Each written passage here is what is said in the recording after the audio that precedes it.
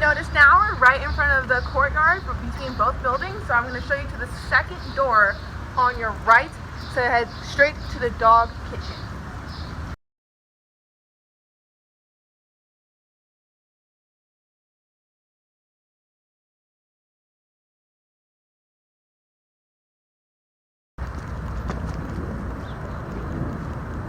Alright, so like I said, we're headed to the second door, so we're going to bypass this first door right here.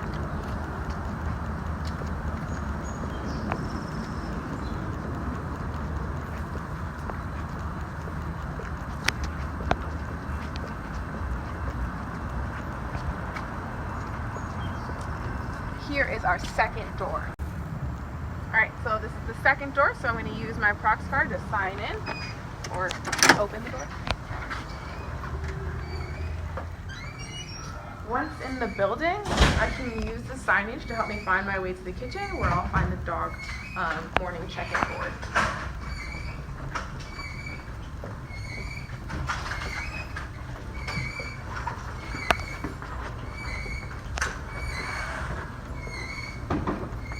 Ta-da!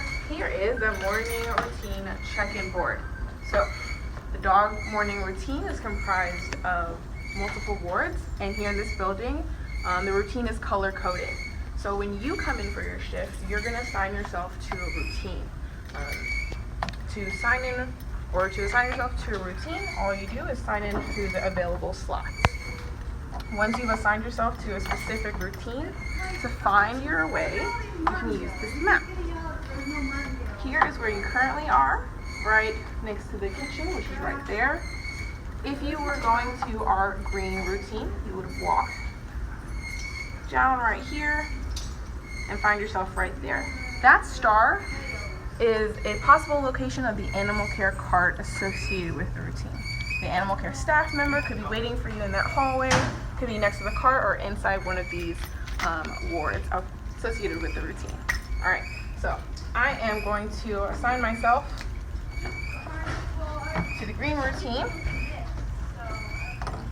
Again, I'm going to find my way down these hallways and head to this animal care cart in front of Ward 11. Or around the area, so let's go find it.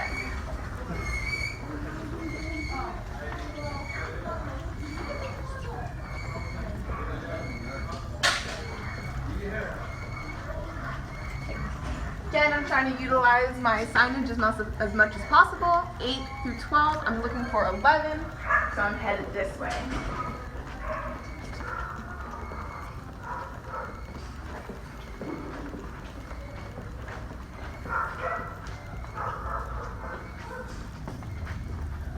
Alright, so I found the cart, but I don't know what routine it is until I find this little color block. I see that this is a blue color block, so it's not the cart I'm looking for.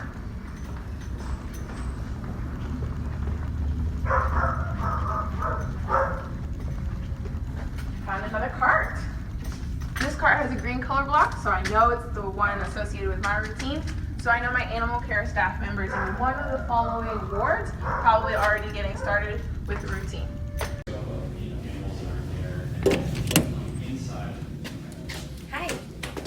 So to start, we're gonna bring everybody on to the A side. So I'm gonna slowly close the guillotine.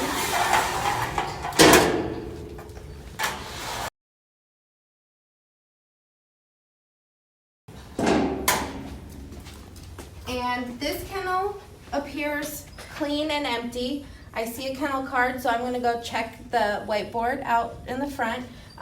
This kennel also appears clean and empty, so we're also going to check that one too. So 78 and 79, we'll go check this on the board.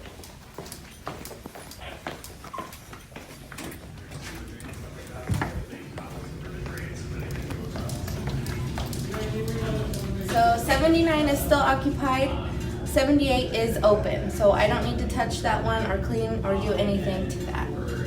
So we'll come to this side.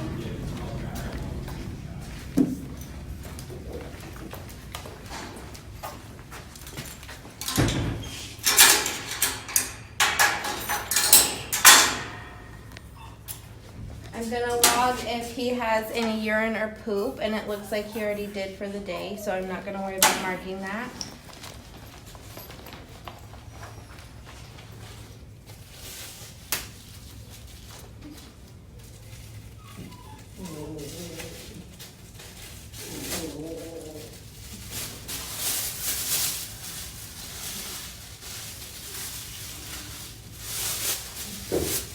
Okay, and then we'll go to our cart and grab the rescue and some gloves. Okay, so here's a rescue bottle. One thing you should know is how to attach this to the hose. Every hose should have this nozzle with the attachment that clicks on to the rescue. So you're just gonna kind of press and turn until you hear a click. That's how you know it's locked on, it won't fall off. You also wanna make sure the water is turned on. So the valves are gonna go with the plumbing. That's how you know it's on. There's also valves in here, and these should also go with the plumbing. These will usually be on. And then we're just gonna give a quick spray. Less is more with the rescue. And then also to detach, you're just gonna pull this back and give it a quick turn, and then it detaches. So I'm gonna grab my Doodlebug scrubber, do a quick scrub.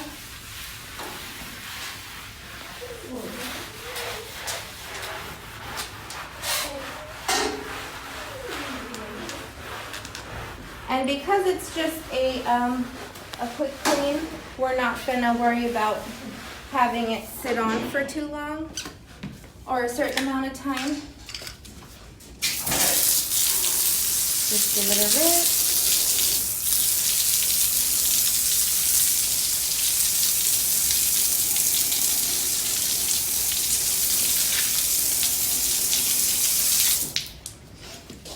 And then squeegee dry.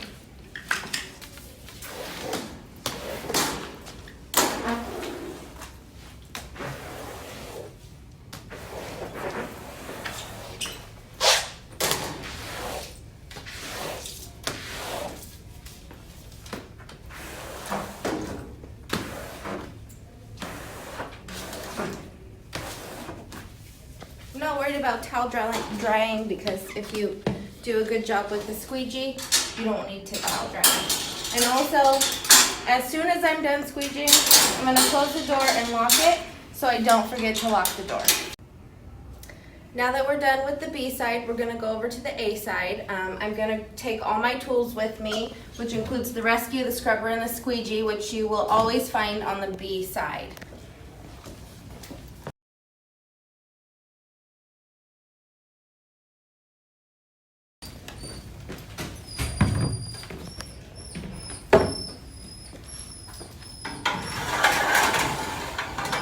I can see from here without opening the kennel that the A side is clean. So what I would do is just dump the water and then refill the water and remove his food bowl if he's eaten most of his food.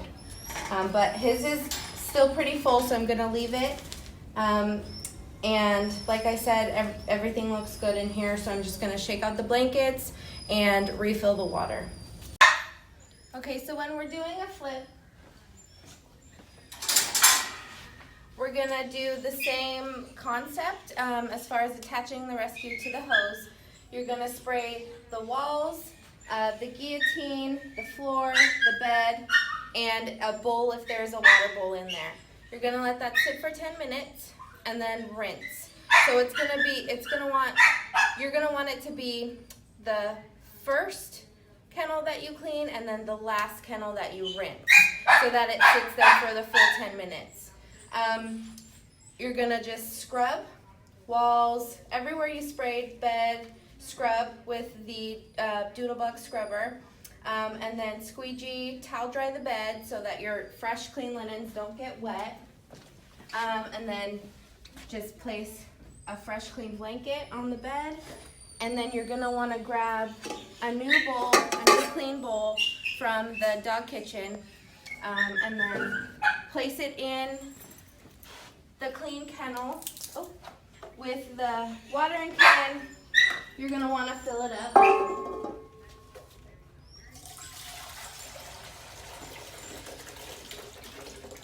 Every ward should have one of these on the A side, and they should be full. That's another thing that I would like you to do when you're finished, is just make sure that the watering can is full. And it should always be sitting like right underneath the hose. So I'll put it back. Should be right here. So this one is clean. There's water in the bowl. I know it's open because I just wrote open on the whiteboard. And I'm gonna leave the lock off.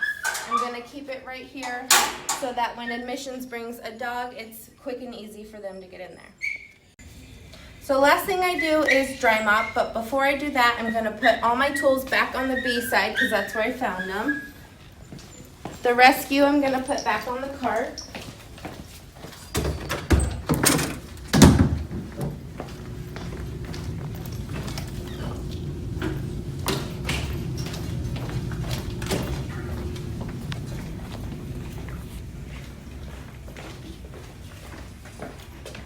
I like to hang them with the top up because they stay on the hooks better that way.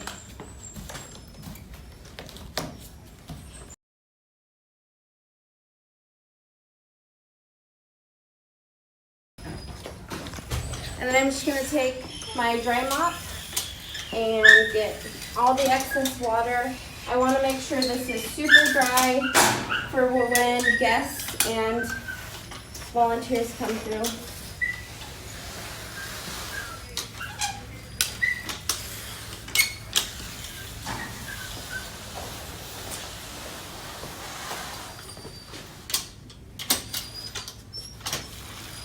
And anything that I've collected at the end here, leaves or kibble or plastic, I'm just gonna sweep into a pile and then pick it up with my hands or whatever tools I have.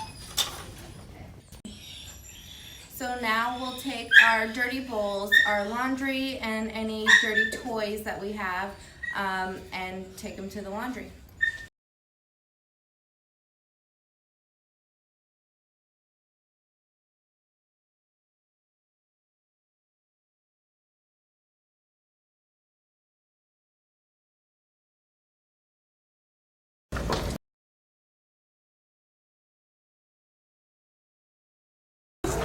Dishes going in. You? Oh, please, sir.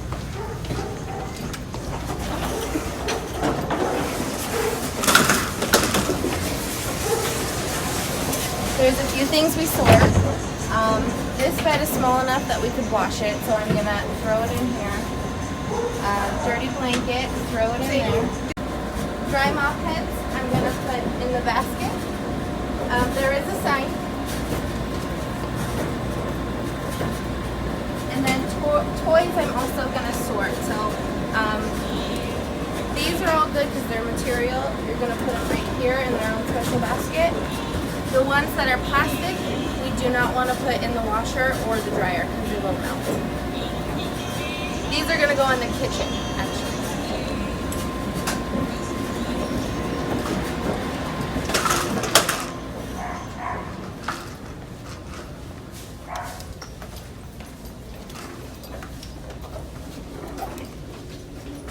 There's a bin right here specifically for these, and they have their own sign also. So that's it. That's the end of the dog morning routine.